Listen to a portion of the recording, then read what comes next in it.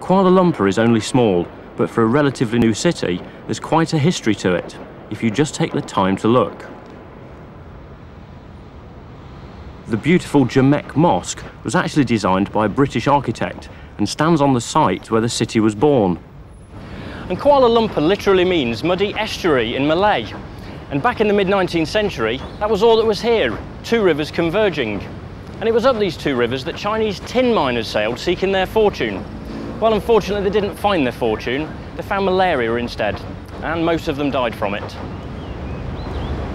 But as there was obviously money to be made from the tin industry, the British got involved and they supported a thriving economy, which lasted until the Japanese invasion during the Second World War.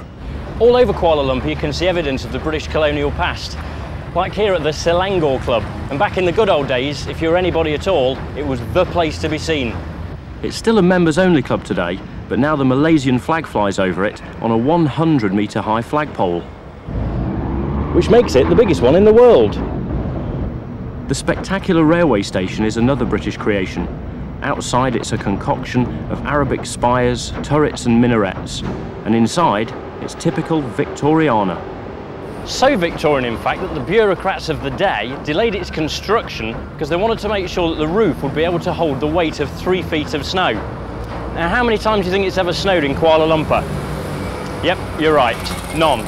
But rules is rules. And the most photographed building here is the Supreme Court with its 40-metre high clock tower, affectionately known as the Big Ben of Kuala Lumpur. For a colonial-style watering hole, you could drop into the Coliseum Cafe, which was opened for business in 1921. It's still a popular haunt for lunchtime business people, as well as tourists, with a lively bar and menu that offers an amazing mix of colonial and Malaysian food. Or if you want to opt for something very upmarket, there is nowhere more traditional than the Carcosa Hotel.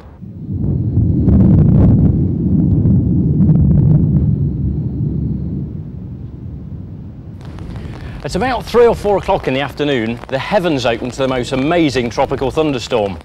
It clears the air, and it's also a fabulous time for a spot of tiffin. That's afternoon tea to me and you.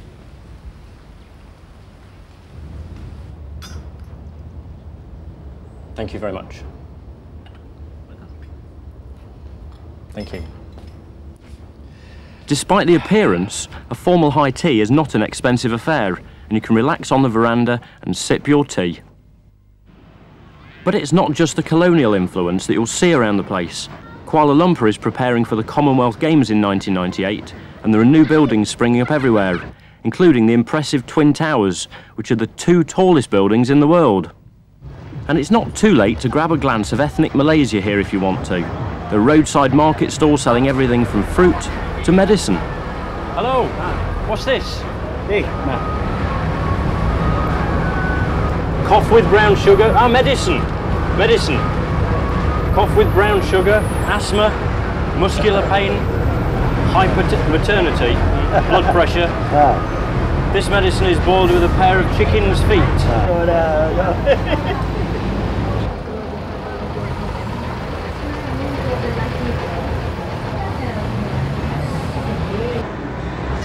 So, what's this? This is a medicine egg. Medicine? Medicine. Anyone for a boiled egg? And because Kuala Lumpur is a duty-free city for electrical goods, it's worth taking a trip around the main shopping area to find the odd bargain. And this is the Central Market, beautifully air-conditioned, the best place to buy your arts, crafts and your souvenirs.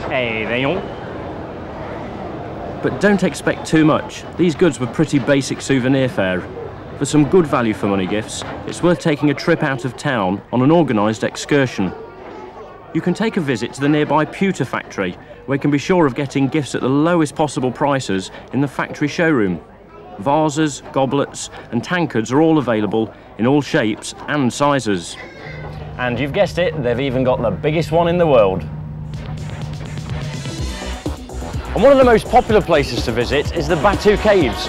It's only half an hour outside the city, but there is a problem. And it's these, all 272 of them. 1, 2, 3, 4, 5, 6, 7, 8, 9, 10, 27, 38, 39, 4, 41, 42, 43, 44, 45, 46, 98, 99, 100, 101, 102, 152, 53, 54, 55, 56, 57, 58, 58, 79, 180, 1, 2, 3, 4, 69, 270, 271, 272. Thank goodness. But it's certainly worth it. This ancient network of caverns is sacred to Hindus, and people come here to fulfill their vows and pray in specially built temples. Monkeys, bats and pigeons have all found a home here, so be warned, the smell is none too pleasant, but it's certainly an interesting trip and well worth the long climb.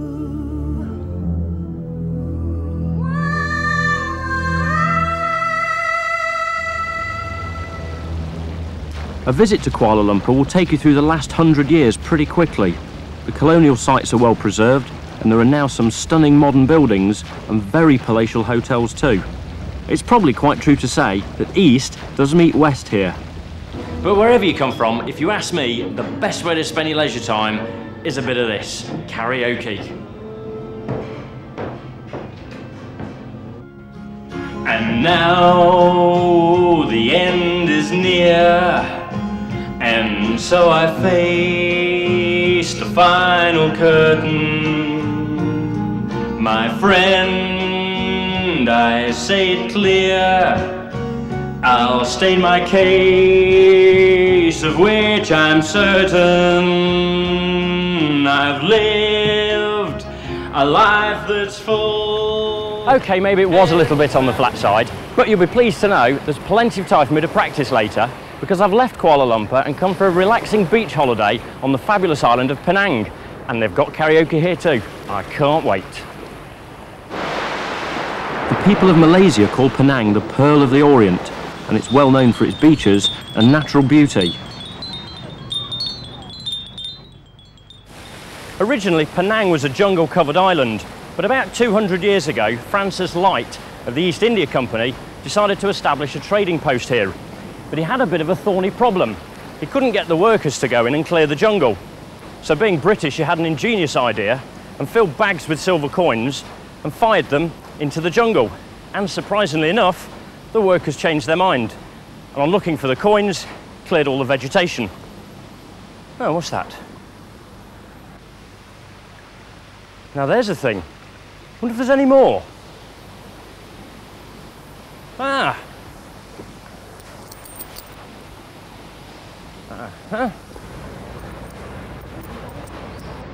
Georgetown is Malaysia's second largest city, named after Britain's George III. It's the capital of Penang, and the population is predominantly Chinese. The town was built by Francis Light, and one of the first things that he did was to bring in convict labour to build Fort Cornwallis to protect it. The fort was built on the site of his historic landing here in 1786. He even constructed a fake ship's mast to confuse enemies approaching from the sea. But the amazing thing about the fort is this cannon. Apparently it brings fertility to barren women, and still every Thursday women come along, place flowers on the cannon, and Bob's your uncle. Now that's some cannon. On the waterfront you'll find Clan Piers, a village built on stilts overlooking the sea. The people who live here are usually boatmen or fishermen, and each jetty of houses belongs to a separate clan. They lead a simple life with few modern facilities, with the sea acting as a natural sewer. So the aroma sometimes leaves much to be desired around here. But it is fascinating to see how clean these small stilted houses are inside, and to experience another way of life, which is genuinely different to our own. 66 different languages are spoken in Malaysia, and because of its rich ethnic mix, you'll find all sorts of temples and religions. This wonderful reclining Buddha is the third largest in the world, and was a gift from Queen Victoria to the Thai community. Another gift, this time to Queen Victoria, is this 60-foot high clock tower, and it's one of the few surviving remnants of the colonial past. But as you might expect, the modern planners are moving in, and the impressive Comtar Tower will take you 60 stories high above the town for some spectacular views. Behind me is Penang Hill. It's some 2,500 feet to the top, and there are two ways to get there. You either take the half-hour funicular railway or an exciting Indiana Jones-style trek through the jungle, taking in the sights and the sounds, the smells, the flora and fauna. I think I'll take the train. Back in the 1820s, it took 20 years to build this railway, and it wasn't used for 40 years after because they couldn't find a train to run on it. Eventually, Switzerland came to their rescue. It's a slow ride, all right, but if you ask me, in this humidity, it's probably the best way to see the jungle as you trundle past it in air-conditioned comfort. But Penang is most famous for its beach life, and after all, I am here for some relaxation. And you can find plenty of places to take it easy along the Batu Caves beach, where there are 4- and 5-star hotels offering top-class service and style. And there are lots of water sports available, including parasailing, which I'd never tried before.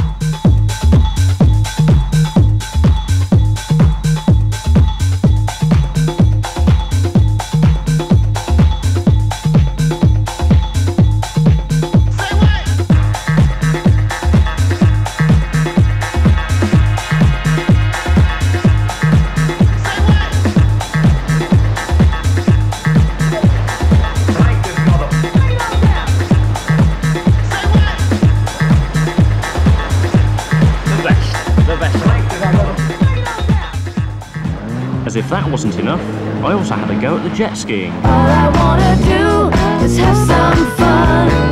I got a feeling I'm not the only one. All I wanna do is have some fun. I got a feeling the party has just begun. All I wanna do is have some fun.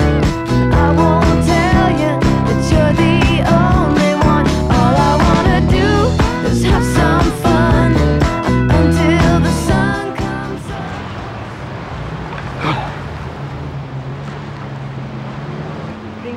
Thank you.